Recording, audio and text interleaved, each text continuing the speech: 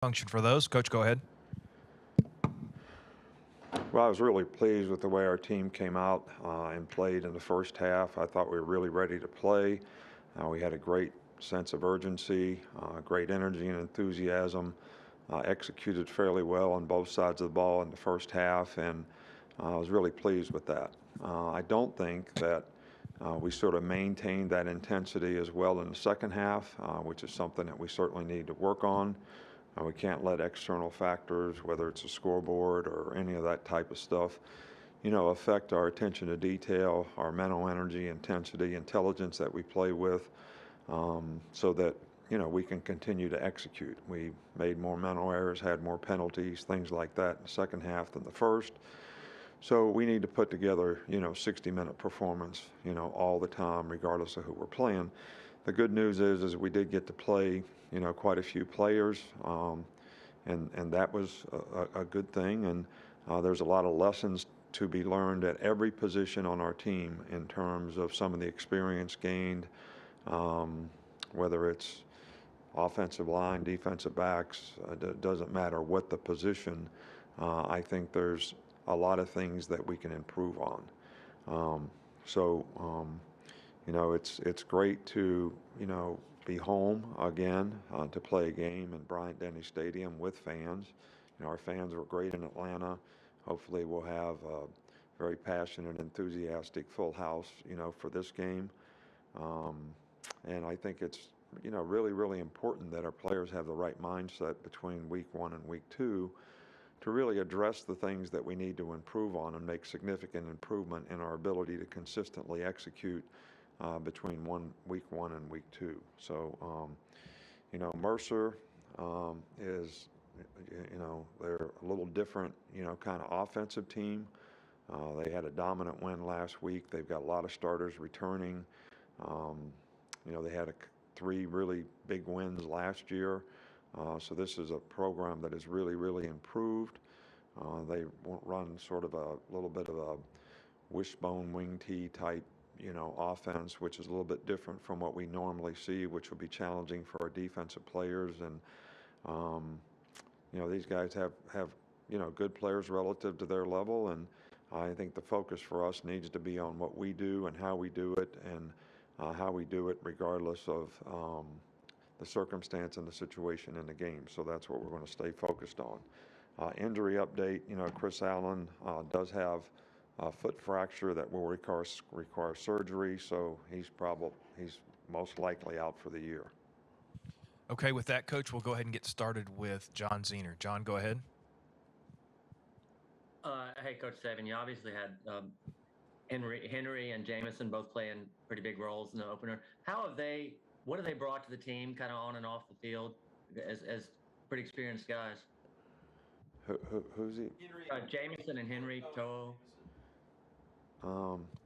Well, I think both of those guys, played really well in the game. Henry played well. Jamison made some big plays. I mean, there's things that every player can improve on. We didn't do everything perfectly at either one of those positions, but those guys are great competitors, and I'm sure they're anxious to, try to improve the things that they can do better and continue to be able to make some big plays. We'll go to Cecil Hurt.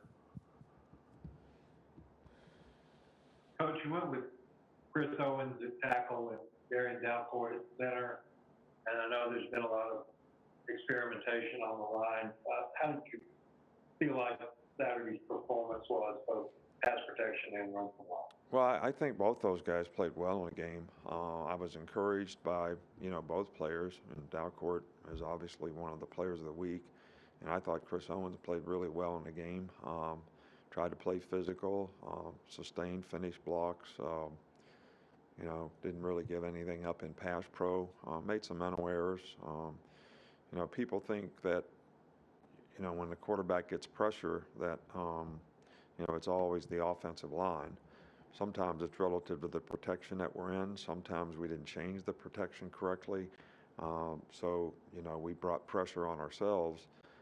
So those are all things that we really need to work on and correct. But for the first game out, fundamentally, we can certainly improve up front, everybody in the offensive line. But I thought for the first game with all the new guys, they did a really good job.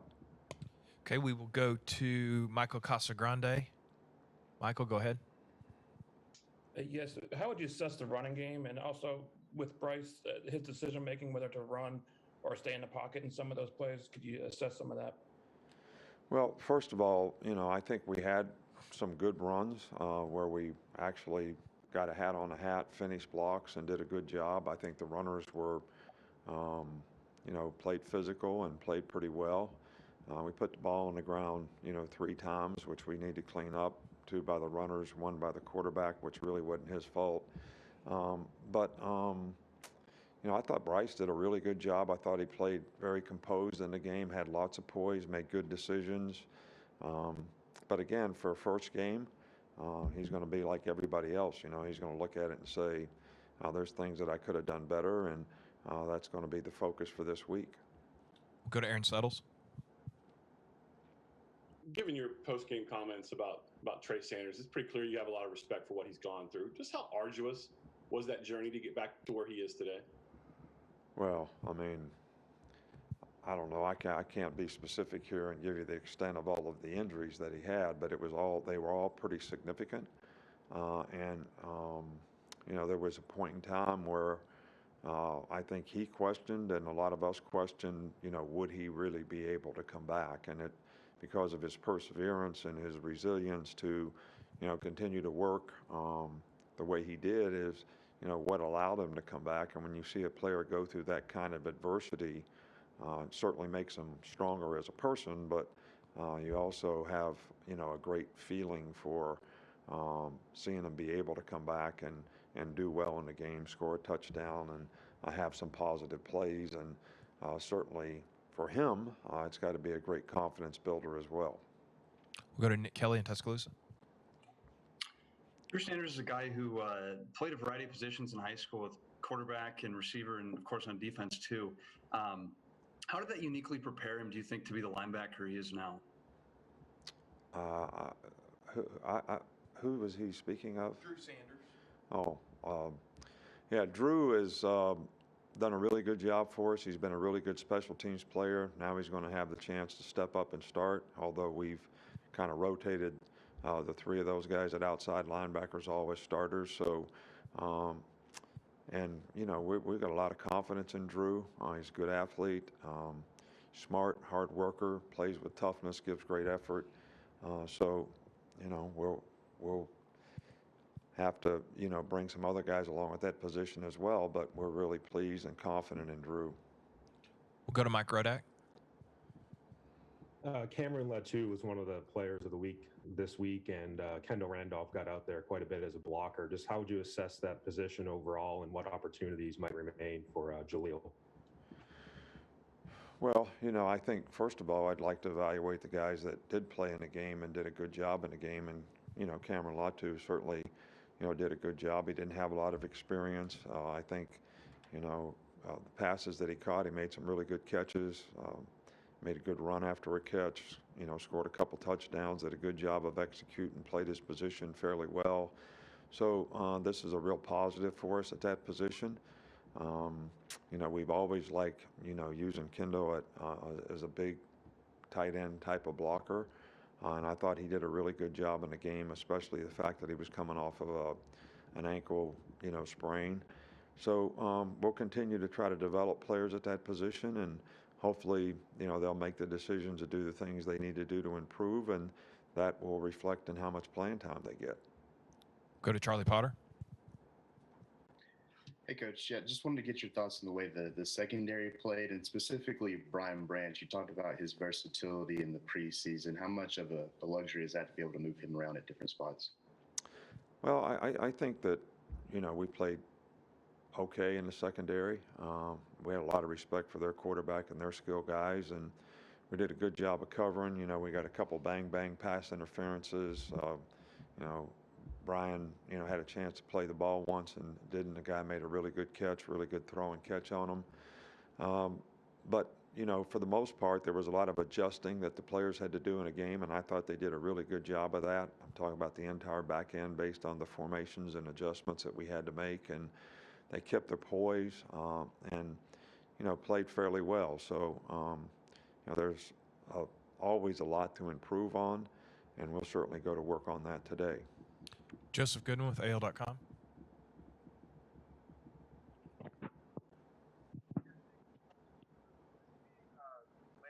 Speak up, Joe. We can't hear you. You guys